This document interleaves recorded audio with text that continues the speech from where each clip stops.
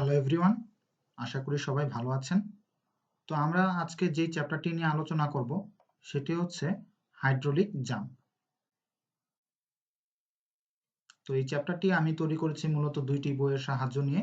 এর একটি হচ্ছে open channel hydraulics by Ven Te Chow chapter 15 এবং অন্যটি হচ্ছে open channel flow by MD Abdul Halim chapter 7। তো যেই টপিক বা কন্টেন্ট নিয়ে আমি এই চ্যাপ্টারটি সাজিয়েছি সেগুলো হচ্ছে এগুলো আমরা দেখতে পাচ্ছি এখানে আছে introduction, jumps in horizontal rectangular channel, sequent depth, basic characteristics, head loss, length, height and efficiency of hydraulic jump, submerged jump, jumps in horizontal non-rectangular channel, jumps in sloping channel, stealing basin এবং কিছু problems and exercises.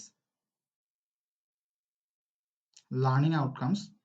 তো এই চ্যাপ্টারটা পড়ার পরে আশা করতে পারি আমরা হাইড্রোলিক জাম্প এবং কোন কোন ক্ষেত্রে হাইড্রোলিক জাম্প ঘটে, কখন কখন কি কি কন্ডিশনে ঘটে সেই জিনিসগুলো আমরা এক্সপ্লেন করতে পারবো। Length, height and efficiency of hydraulic jump measure করতে পারবো বা ক্যালকুলেট করতে পারবো।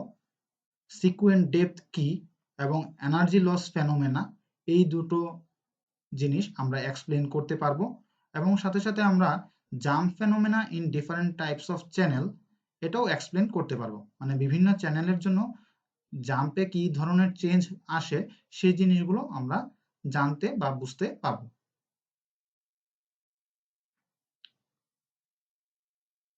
তো আমরা শুরু করতে যাচ্ছি আমাদের চ্যাপ্টার।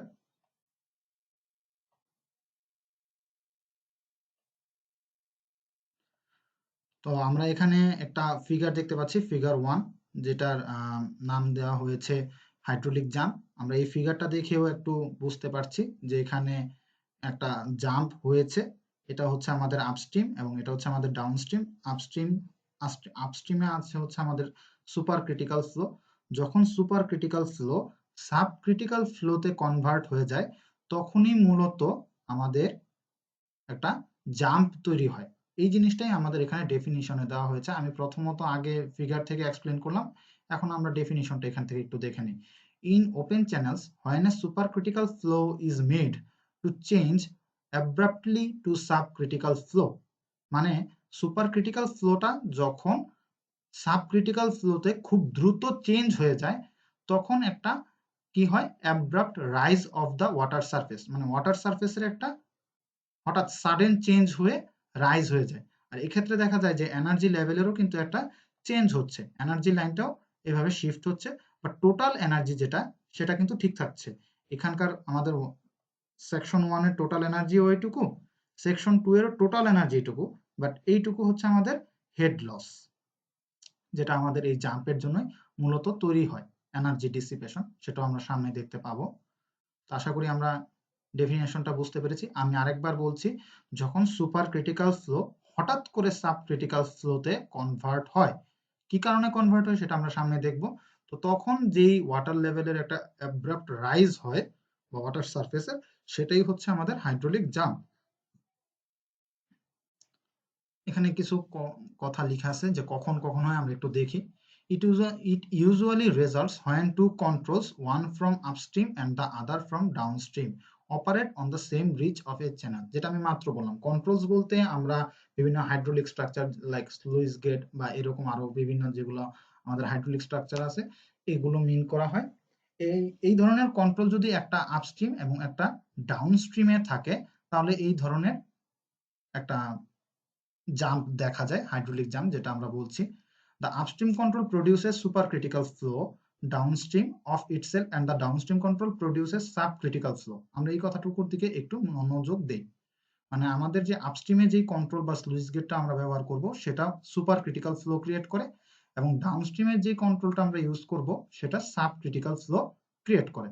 আর এই জন্যই কিন্তু মূলত আমাদের হাইড্রোলিক জাম্পটা ক্রিয়েট হয়। A hydraulic jump may occur at the foot of a spillway or behind a sluice gate in a mild or horizontal or adverse slope channel. আমরা চ্যানেলের এর আগের চ্যাপ্টারগুলোতে দেখে এসেছি যে চ্যানেলের যে স্লোপ সেটা কয়েক রকমের হতে পারে, মাইল্ড স্লোপ বা হরাইজন্টাল আর অ্যাডভার্ট স্লোপ। এই ধরনের কন্ডিশনে যদি স্পিলওয়ে বা স্লুইস গেট থেকে থাকে সেই ক্ষেত্রেই তখন দেখা যায় যে মূলত হাইড্রোলিক জাম্পটা হয়ে থাকে। বা কখনো কখনো স্টিপ স্লোপও যদি হয়, খুব খাড়া যদি স্লোপ থাকে, সেই ক্ষেত্রেও আমরা মূলত এরকম পেয়ে থাকি। The depth of flow before the jump is known as the initial depth. আমরা ফিগারটাতে আরেকবার একটু ফিরে যাই। মানে জাম্প হওয়ার আগে যেই ডেপথটা থাকে সেটা হচ্ছে আমাদের ইনিশিয়াল ডেপথ।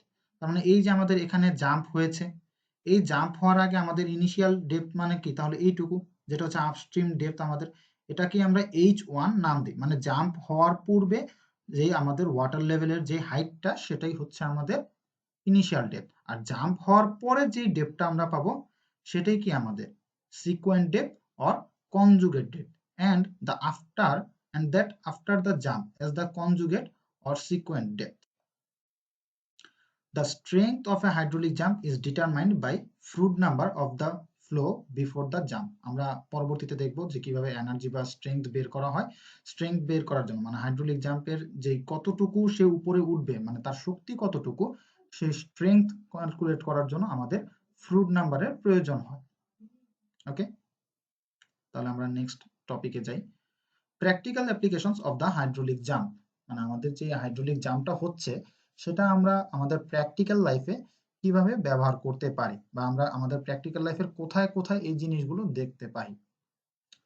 তো 1 নম্বর পয়েন্টটা হচ্ছে আমাদের to dissipate energy in water flowing over dams. Dissipate energy মানে হচ্ছে আমাদের যেই এনার্জি হ্রাস করার যে ব্যাপারটা। আমরা জানি যে এখানে একটা লাফ দিচ্ছে ওয়াটার লেভেল, তো এখানে তার একটা এনার্জি ডিসিপেট হবে। Wires and other hydraulic structures and thus prevent scouring downstream from the structures. তার মানে হচ্ছে যে আমাদের যে ডাউনস্ট্রিমে যে ক্ষয়টা হবে সেই ক্ষয়টাকে রোধ করার জন্যই আমরা এখানে এনার্জিটাকে কি কমিয়ে দেই একটা হাইড্রোলিক জাম্প ক্রিয়েট করার মাধ্যমে। To recover head or raise the water level on the downstream side of a measuring flume and thus maintain high water level in the channel for irrigation. তো আমরা বুঝতে পারছি যে আমাদের এটা হচ্ছে ইরিগেশন পারপাস বা চাষাবাদের জন্য যে ব্যাপারটা, যে আমাদের হাই ওয়াটার লেভেল মেনটেন করতে হয়, আর সেই জন্যই আমাদের কি করতে হয়, একটা হাইড্রোলিক জাম্প ক্রিয়েট করতে হয় যাতে আমাদের ডাউনস্ট্রিমে কি হয়, আমরা একটা হাই ওয়াটার লেভেল পাই। To increase weight on an apron and thus reduce uplift pressure under a masonry structure by raising the water depth on the apron. আমরা জানি কি যে আমাদের যে অ্যাপ্রনটা আছে সেই অ্যাপ্রনের ওয়েটটা আমাদের ইনক্রিজ করতে হয়। কেন? এই অ্যাপ্রনটার ওয়েটটা বাড়ানো গেলে কি হবে, যে আমাদের যে আপলিফট প্রেসারটা মানে উপর থেকে যে উপরের দিকে যে প্রেসারটা কাজ করে সেটা রিডিউস হয়ে যায়। অ্যাপ্রনের উপরে যেই আপলিফট প্রেসারটা কাজ করে সেটা রিডিউস হয়, আর এতে করে কি হয় আমাদের যে ওয়াটার ডেপথটাও আমরা আমাদের মেনটেন করতে পারি। To increase the discharge of A sluice. তো স্লুইস গেট যেটা আমরা ইউজ করি, সেই স্লুইস গেটের নিচে দিয়ে যে পানিটা যায় সেটার মাঝে যে ডিসচার্জ, ওই ডিসচার্জটাকে যদি আমরা ইনক্রিজ করতে চাই তাহলেও আমাদের এই হাইড্রোলিক জাম্পের দরকার পড়ে। To indicate special flow conditions such as the existence of supercritical flow. আমরা একটা জিনিস দেখতে পাচ্ছি যে আমাদের সুপারক্রিটিক্যাল ফ্লো থেকে যখন সাবক্রিটিক্যাল ফ্লোতে কনভার্ট হয় তখনই কিন্তু হাইড্রোলিক জাম্পের ক্রিয়েট হয়। তার মানে যেখানে হাইড্রোলিক জাম্প আছে আমরা বলতে পারবো যে আমাদের সেখানেই সুপারক্রিটিক্যাল ফ্লো আছে। তো এই জিনিসটাকে আমরা ইন্ডিকেট করতে পারি। তো আমরা হাইড্রোলিক জাম্প দেখলেই বলতে পারবো সেখানে সুপারক্রিটিক্যাল ফ্লো আছে। এই জন্য এটা বলা হয়েছে to indicate special flow conditions. To mix chemicals used for water purification, বোঝাই যাচ্ছে যে পানির বিশুদ্ধকরণের জন্য আমাদের এই জিনিসটা প্রয়োজন পড়ে hydraulic jump. To aerate water for city water supplies, শহরের যেই পানির যে সাপ্লাইটা আমরা দিই সেক্ষেত্রে যে পানির যে অ্যারেশনটা করতে হয়, অ্যারেশনকে আমরা বুঝি, সেটার জন্যই আমাদের এই হাইড্রোলিক জাম্পের দরকার পড়ে। ওকে, এরপর আমাদের নিউ টপিক হচ্ছে jumps in horizontal rectangular channel. এটা খুবই ইম্পর্ট্যান্ট একটা টপিক, এটা নিয়ে আমরা একটু ভালোভাবে ডিটেলস বোঝার ট্রাই করব। সরি, এখানে আমরা এই একটা ফিগার দেখতে পাচ্ছি, hydraulic jumps in horizontal rectangular channels. এখানে আমাদের যে ফিগারগুলো দেখা যাচ্ছে এর মাঝে এটা হচ্ছে আমাদের আনডিউলার জাম্প, এটা হচ্ছে উইক জাম্প, এটা হচ্ছে অসিলেটিং জাম্প এবং এটা হচ্ছে স্টিডি জাম্প। আর সবার নিচে যে আমরা ফিগারটা দেখতে পাচ্ছি তার নাম হচ্ছে স্ট্রং জাম্প।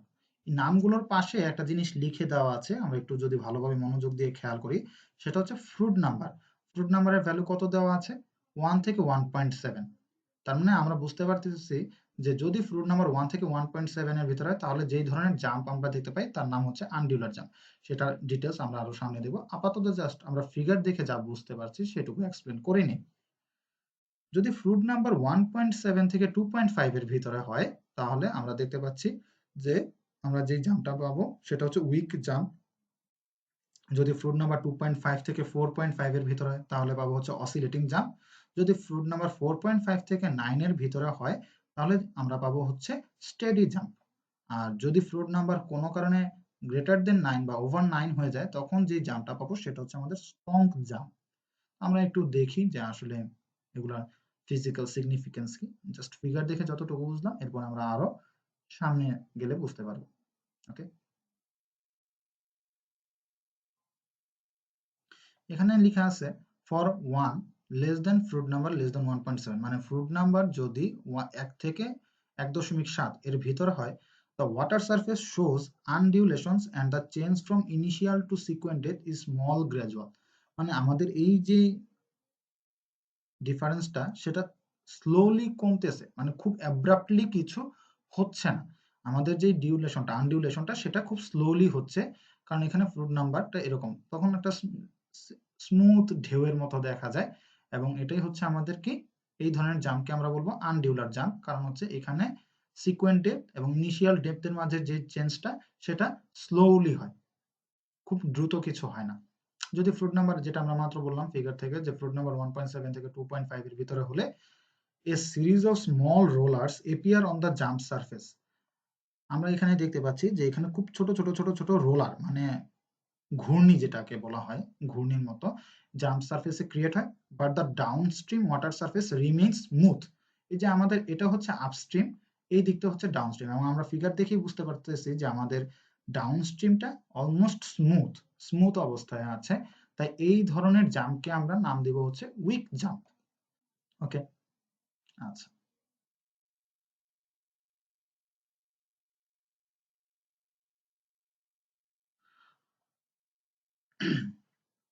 যদি ফ্রুট নাম্বার 2.5 থেকে 4.5 এর ভিতরে, তাহলে আমরা যে জাম্পটা পাই সেটা হচ্ছে অসিলেটিং জাম্প। এখন এটার ডিটেলস কি?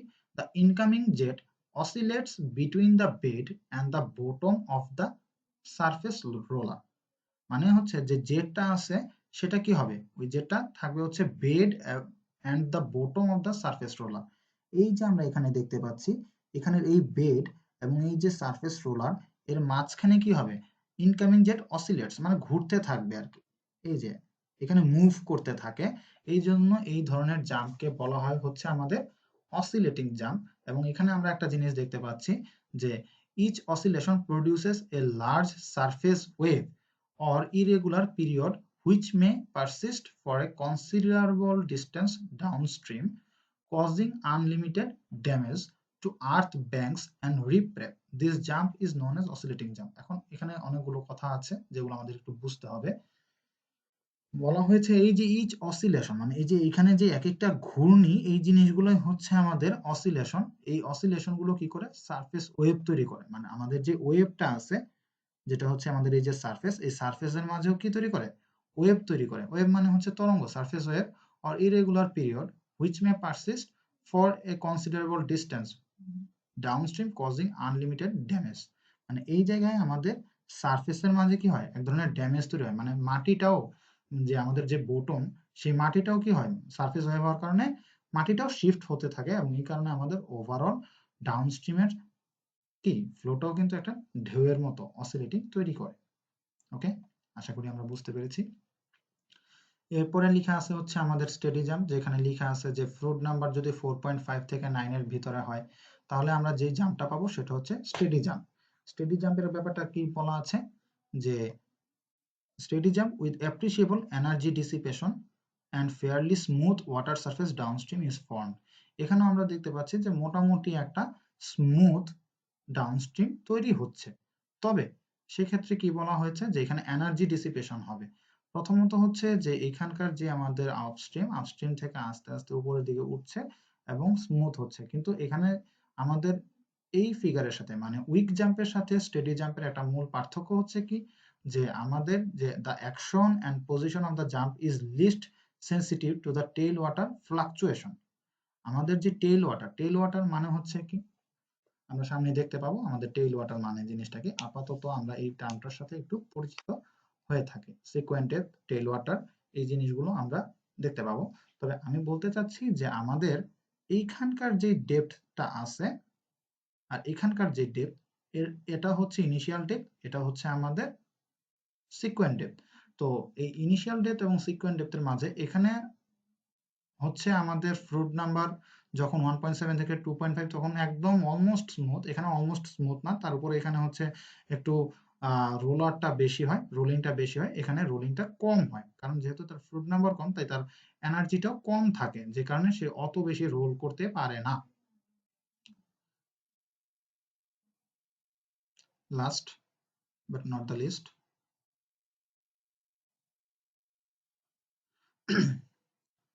যখন ফ্রুট নাম্বার গ্রেটার দেন 9 হয়, the jump surface and the water surface downstream become very rough and the high velocity jet generates waves downstream। মানে বোঝাই যাচ্ছে যে আমাদের যে jump surface and the water surface downstream become very rough, মানে week জাম্পের একদম total উল্টোটা। মানে এখানে আমরা যখন দেখেছিলাম উইক জাম্পের বেলায় কি হয়েছিল, যে ডাউনস্ট্রিমে একদম স্মুথ ছিল, আর এখানে দেখা যাচ্ছে ডাউনস্ট্রিম সবচেয়ে বেশি আনস্টেবল একটা অবস্থায় আছে, কারণ এটা হচ্ছে strong jump. This jump is known as a strong jump. Effective the jump is effective since the energy dissipation is high। মানে যতক্ষণ পর্যন্ত এই এনার্জি ডিসিপেশনটা হাই থাকবে ততক্ষণ পর্যন্ত এই ধরনের জাম্প হতেই থাকবে। যখন এনার্জি আস্তে আস্তে কমবে, যেহেতু জাম্প হচ্ছে, জাম্প হলে কি হবে, আমাদের জাম্প হলে এনার্জি কমবে, আর এনার্জি কমতে কমতে যখন এনার্জি কমবে তখন আস্তে আস্তে এই জাম্পটাও ইনএফেক্টিভ হয়ে যাবে আর কি। কিন্তু এর আগ পর্যন্ত জাম্পটা আমাদের চলতেই থাকবে এবং এই ধরনের বড় বড় ঢেউ তৈরি করবে। ওকে, আমাদের নেক্সট টপিক কি, সিকোয়েন্ট ডেপথ। এই জিনিসটা আমাদের জন্য অনেক ইম্পর্টেন্ট একটা টপিক। সিকোয়েন্ট ডেপথ অলরেডি আমরা বলেছি যে আমাদের সিকোয়েন্ট ডেপথটা কি, সিকোয়েন্ট ডেপথটা হচ্ছে আমাদের ডাউনস্ট্রিমে মূলত যে ডেপথটা আমরা পাই সেটা হচ্ছে আমাদের sequent depth. As the jump takes place in a short distance so that the external friction force by FF can generally be neglected। কারণ হচ্ছে যে আমরা যা দেখলাম আমাদের যে ফিগার জাম্পের, আমরা যদি একটু পিছনে ব্যাকে যাই তাহলে দেখতে পাচ্ছি যে আমাদের এই যে জাম্প, এই জাম্পের এরিয়াটা মানে লেন্থটা কিন্তু খুব বড় কিছু না, খুবই ছোট একটা এরিয়ার মাঝে। তো এইটুকুর মাঝে কিন্তু আর তেমন কোনো ফ্রিকশন কাজ করে না, এই যে আমাদের যে ফ্রিকশন ফোর্স FF সেটা আমরা নেগলেক্ট করতে পারি। ওকে,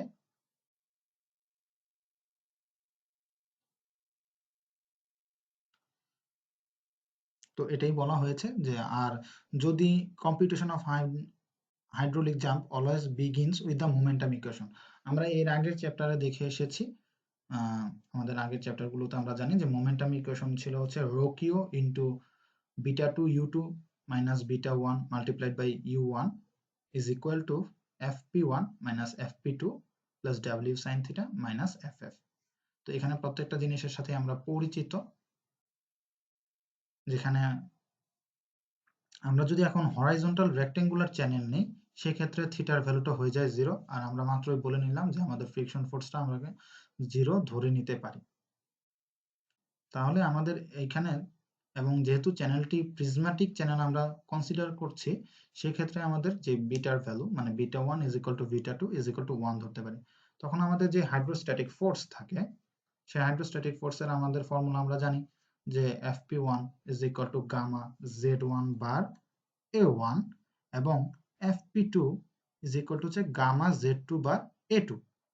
এর মানে হচ্ছে যে আমাদের যে Z1 বার আর এই Z2 বার এই দুইটা সম্পর্কে আমাদের জানতে হবে, কারণ আমরা তো গামা সম্পর্কে জানি, gamma is equal to rho G unit weight, এটা আমরা জানি। এ হচ্ছে এরিয়া, এখন সেকশন এরিয়া মানে সেকশন 1 এর এরিয়া হচ্ছে A1, সেকশন 2 এর এরিয়া হচ্ছে A2। Z1 বার এবং Z2 বার এই দুটো টার্মের সাথে আমাদের পরিচিত হতে হবে। আমি নিচে পরিচয় দিয়ে দিয়েছি, আপনারা দেখতে পারেন। সেটা হচ্ছে Z1 বার হচ্ছে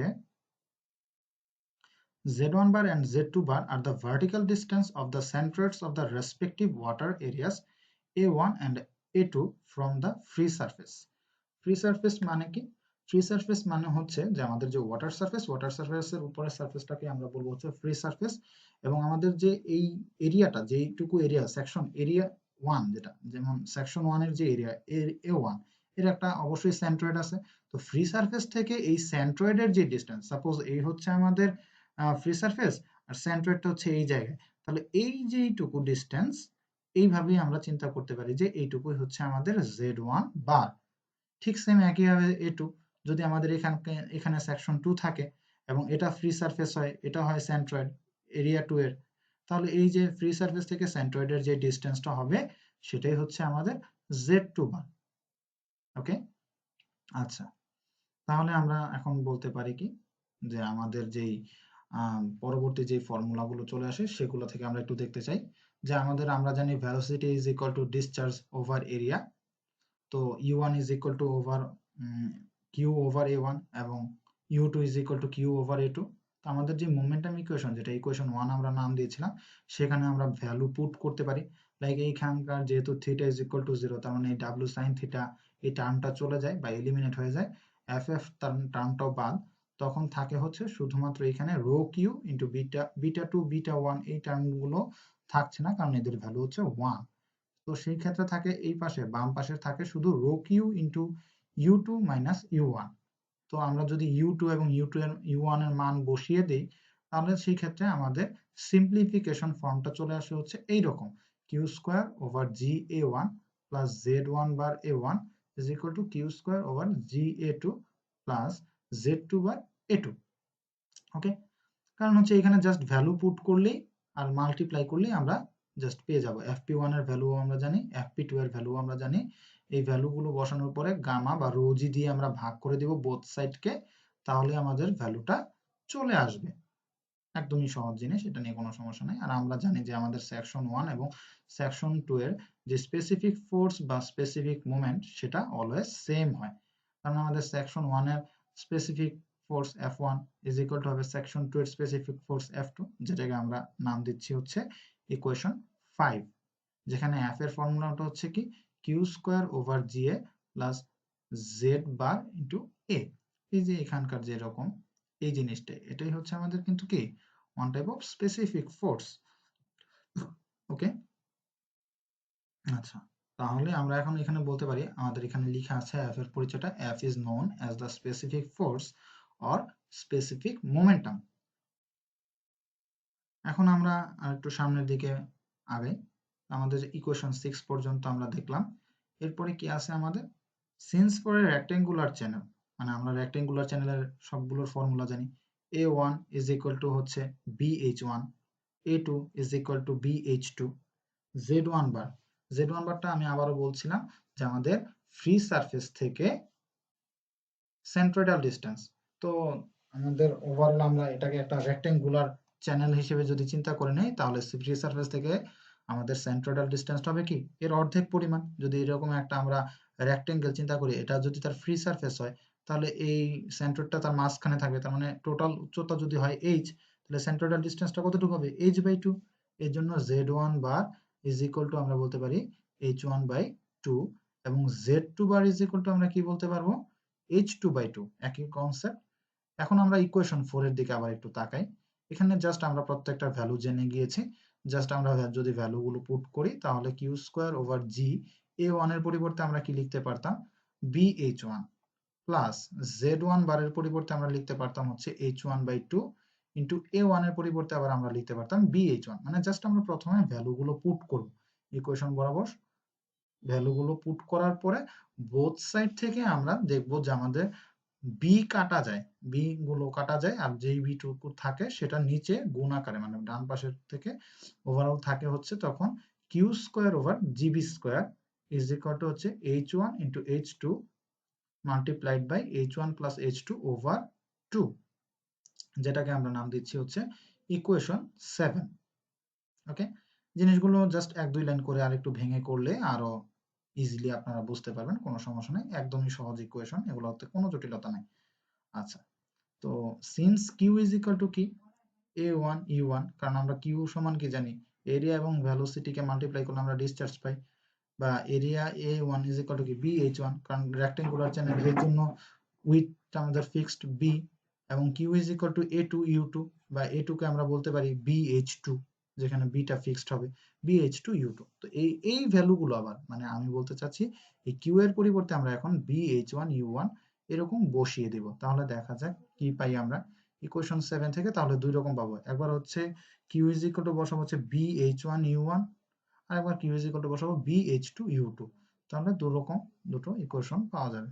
এর মাঝে একটা হচ্ছে যখন U1 টা নিয়ে আসবো তখন পাওয়া যাবে হচ্ছে U1 square over GH1 is equal to হচ্ছে FR1 স্কয়ার, কারণ আমরা জানি যে ফ্রুট নাম্বারের স্কয়ার, ফ্রুট নাম্বার হচ্ছে root over U over GD, বা যেটা হাইড্রোলিক ডেপথ। হাইড্রোলিক ডেপথ আমাদের এই জায়গায় ইনিশিয়াল ডেপথের সমান হয়, সেজন্য আমাদের U1 স্কয়ার ওভার GH1 কে আমরা লিখতে পারি Froude number 1 square is equal to হচ্ছে half into H2 over H1 into H2 by H1 plus 1। এখন বলা যেতে পারে যে আমরা এই রকম ফর্মুলা কিভাবে মনে রাখতে পারবো, একটু শর্টকাট আমি বলে দিতে চাই যে দেখেন, যদি আমরা এখানে U1 বাই H1 এই জিনিসগুলো নেই, তাহলে এই পাশে H2 over H1 H2 over H1, এটা হচ্ছে নিজের বোঝার জন্য, মানে যখন আমরা ম্যাথ করব তখন যাতে আমাদের ইজিলি মনে থাকে যে এই পাশে যখন আমরা U1 স্কয়ার ওভার GH1 নিব তখন এই পাশে সব হবে হচ্ছে H2 ওভার H1। ঠিক উল্টো ভাবে যদি আমরা নেই U2 টা যদি এই পাশে নেই, তখন এখানে অবশ্যই FR2 স্কয়ার আসতেছে, এবং আমরা তখন এখানে বলতে পারবো হচ্ছে H1 ওভার H2, মানে এখানে যদি 2 নেই তাহলে এখানে উপরে থাকবে হচ্ছে 1। ব্যাপারটা এরকম, আর কিছুই না। তাহলে এখান থেকে আমরা ইকুয়েশন 8 এবং 9 পেয়ে গেলাম। যদি আমরা ইকুয়েশন 8 কে 9 দিয়ে ডিভাইড করি বা 9 কে 8 দিয়ে ডিভাইড করি, তাহলে কিন্তু দেখা যাবে হচ্ছে এই টার্মগুলো কাটাকাটি চলে যায়, এবং টার্মগুলো কাটাকাটি করে যাওয়ার পরে থাকে কি, মূলত থাকে হচ্ছে আমরা শুধু H2 ওভার H1 বা H1 ওভার H2 এটাও বের করতে পারি, যেটা আমরা পরবর্তীতে এই দুটো ডেপথকে আমরা মূলত বলি হচ্ছে সিকোয়েন্ট ডেপথের ফর্মুলা, আমরা সামনে দেখতে পাবো। এখন আমি আপাতত মূলত বলতে চাচ্ছি যে এই জায়গায়ও আমাদের ফর্মুলাটা মনে রাখার মতো একটা শর্টকাট টেকনিক আছে, সেটা হচ্ছে H2 ওভার H1 যখন আমরা নিচ্ছি তখন আমরা কি পেলাম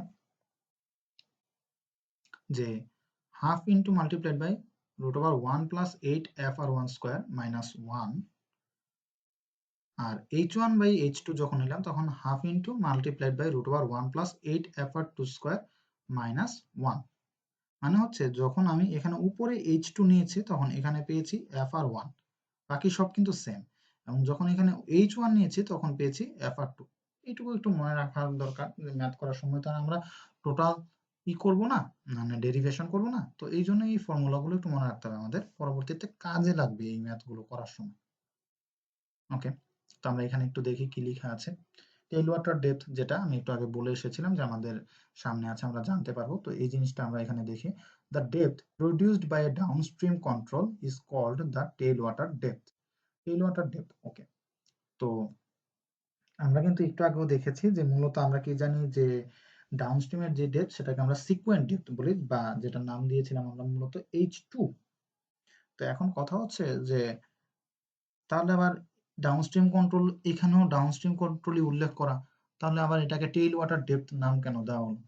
যদি হাইড্রোলিক জাম্প ফর্ম করে, দেখুন এখানে একটা কথা লেখা আছে যে when a jump is formed H2 is equal to HT, মানে আমাদের সিকোয়েন্ট ডেপথ আর টেইল ওয়াটার ডেপথ ইকুয়াল হয়ে গেলে জাম্প ক্রিয়েট হবে। তার মানে তখন আমাদের যখন জাম্প ফর্ম করছে তখন আমরা সিকোয়েন্ট ডেপথকে টেইল ওয়াটার ডেপথও বলতে পারবো, কিন্তু যখন জাম্প ক্রিয়েট হচ্ছে না তখন সেটা শুধুমাত্রই টেইল ওয়াটার ডেপথ, তখন আর সিকোয়েন্ট ডেপথ থাকছে না। আমরা এখানে আরো একটা ইম্পর্টেন্ট লাইন আছে, এই লাইনটা আমরা একটু মনোযোগ সহকারে খেয়াল করি। If the tail water depth is increased the jump moves upstream, and if the tailwater depth is decreased the jump moves downstream। এর মানেটা আমরা একটু ফিগারটা দেখলেই বুঝতে পারবো যে যদি আমাদের যেই এখানকার যে আমাদের টেইল ওয়াটার ডেপথ বা যেটা, এটাকে যদি আমরা ইনক্রিজ করি তাহলে কি হবে, এটা মুভ করবে হচ্ছে আপস্ট্রিমের দিকে, আর যদি ডিক্রিজ করা হয় তাহলে সেটা মুভ করবে হচ্ছে ডাউনস্ট্রিমের দিকে। এই কথাটাই কিন্তু বলা হয়েছে, আপনারা দেখতে পারেন চাইলে।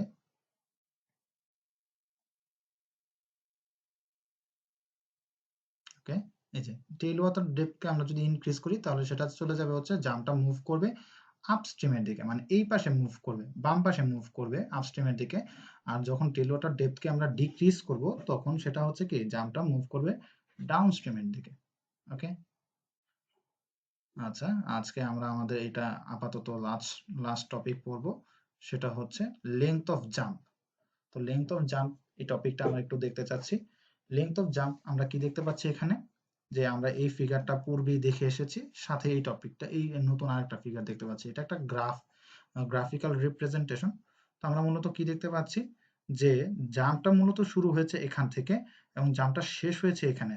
তাহলে আমরা বলতে পারি যে জাম্পের শুরু থেকে শেষ পর্যন্ত যে হরাইজন্টাল ডিস্টেন্স, সেটাকেই আমরা এলজে বা লেংথ অফ জাম্প দিয়ে ডিনোট করতে পারি। মানে ডেফিনেশনটা যদি আমরা এভাবে দিই, এভাবেই দেওয়া হয় ডেফিনেশনটা। তো আমরা সামনে দেখি কি ডেফিনেশন দেওয়া আছে। The length of a hydraulic jump LJ is the horizontal distance from the front face of the jump to a point immediately downstream from the roller. মানে এই যে হরাইজন্টাল ডিস্টেন্সটা, সেটাই হচ্ছে কি আমাদের লেংথ অফ দ্য জাম্প। আর এই length of the jump আমরা কিভাবে মেজার করতে পারি, জাম্পের যে লেংথটা সেটা আমরা দুইভাবে মেজার করার ওয়ে আছে। কি বলা আছে, the length of the jump is preferably estimated from the Bradley and Paterka 1957 curve, which is a plot to FR1 versus LJ over H2, যেটা হচ্ছে আমাদের ফিগার 1। যে এই পাশে দেওয়া আছে হচ্ছে আমাদের এই ফ্রুট নাম্বার এবং এখানে দেওয়া আছে আমাদের হচ্ছে LJ H2। মানে আমরা যদি কোনোভাবে আমাদের ফ্রুট নাম্বারটা মেজার করতে পারি এবং LJ ওভার H2 এর ভ্যালুটাও আমরা জানি, তাহলে এখান থেকে ইজিলি কিন্তু আমরা আমাদের লেংথ অফ দ্য জাম্পের ভ্যালুটা বের করে নিয়ে আসতে পারবো। তো ওভারঅল এটা দেখা যায় যে কি, this curve has a fairly horizontal portion where Lj over H2 is nearly equal to 6.0 to 6.1।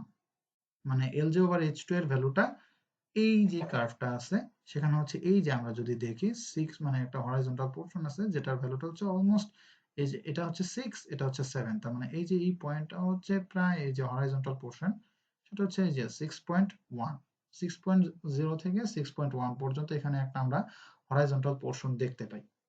আর এটাকে আমরা, আর এখানে আমরা দেখতে পাই কি, যে in the range of the fruit numbers, মানে ফ্রুট নাম্বার যখন 5 থেকে 13 ভিতরে থাকে, যদি কোনো কারণে আমাদের এই ফ্রুট নাম্বার ক্যালকুলেশন করে আমরা দেখতে পাই যে ফ্রুট নাম্বারটা 5 থেকে 13 ভিতরে, কারণ এই হচ্ছে ফ্রুট নাম্বার হচ্ছে 5, এই হচ্ছে আমাদের 13। তাহলে এই যে এইটুকু পোর্শনের ভিতরেই দেখা যায় মূলত আমাদের কি কিসের ভ্যালুটা পাওয়া যাচ্ছে হচ্ছে 6.0 থেকে 6.1। তাহলেই কিন্তু আমরা H2 এর ভ্যালুটা, তার মানে আমরা বলতে পারি LJ over H2 is equal to 6 ধরে নিলাম 6.1। তাহলে কোনো কারণে যদি আমরা H2 এর মানটা জেনে যাই, ডাউনস্ট্রিমের ডেপথের মানটা যদি আমরা জেনে যাই, বা যেটা হচ্ছে আমাদের টেল ওয়াটার ডেপথ বলি বা সিকোয়েন্ট ডেপথ বলি, তাহলে সেই ক্ষেত্রে আমরা কি করতে পারবো, easily length of the jump বের করতে পারবো। সাপোজ এটার ভ্যালু হচ্ছে 3, তখন আমরা বলতে পারবো কি LJ is equal to 3 into 6.1, তাহলে আমাদের লেংথ অফ দ্য জাম্পের ভ্যালুটা বের হয়ে যায়। এটা হচ্ছে গ্রাফিক্যাল প্রেজেন্টেশনের মাধ্যমে। আরেকটা হচ্ছে আমাদের যে এইখানে একটা ইকুয়েশন আছে, ইকুয়েশনটা ডেভেলপড একটা ইকুয়েশন বিভিন্ন ইসের মাধ্যমে। সেটা হচ্ছে যে বিজ্ঞানী সিলভেস্টার 1964 এ উনি এই ইকুয়েশনটা দিয়েছিলেন। ইকুয়েশনটা হচ্ছে LJ over H1 is equal to 9.75 multiplied by fruit number minus 1 whole to the power 1.01। তো এইখানেও আমরা যদি কোনোভাবে ফ্রুট নাম্বারের ভ্যালুটা এবং আমাদের যে ইনিশিয়াল ডেপথ সেটা ক্যালকুলেট করতে পারি, তাহলেও কিন্তু আমরা LJ বের করতে পারি।